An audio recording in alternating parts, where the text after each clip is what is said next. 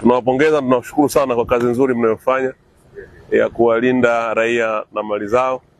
Ni kazi ngumu kusema kweli. Nafahamu mko hapa masaa mengi sana. Kweli sisi tunaridhika sana na kazi nzuri mnayofanya.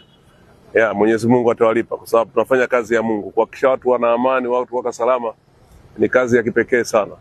Kwa hiyo tunawapongezeni sana kwa kazi nzuri mnayofanya, lakini tunaamini Watanzania na wenyewe wameelewa. Kwa hiyo wanajitahidi kucomply na tunaenda vizuri mpaka sasa hivi. Hongereni sana.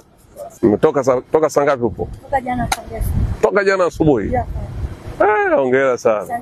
Hongera na pole. Haya, hongereni sana.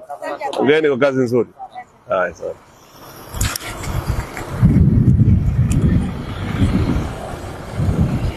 Nafurahi kuona askari wetu bado wana ari, wana moyo na wanaendelea kusimamia na kuwauliza wananchi kama kuna mtu anaenda, alisema anakoenda, lakini pia aonyeshe utambulisho wake, na wanaangalia na uhalisia.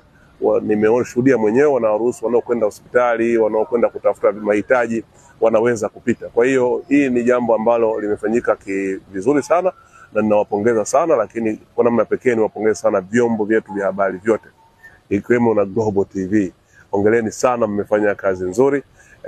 Nimeona na wenzenu wengine wapo wanatoa taarifa. Azam nimeona, Ayo nimeona, wengi mko kazini mnapiga kazi. Kwa hiyo na Watanzania wameweza kujua, kwa sababu kuna urushwaji wa picha za mjongeo za siku za nyuma ambazo ni kutaka kuleta hofu tu ili kusigeti watu waingie kwenye kufanya maandamano wakiamini wenzetu wameanza, sisi bado. Lakini hilo vyombo vya habari mmeweza kutusaidia. Asanteni sana, endeleeni na kazi.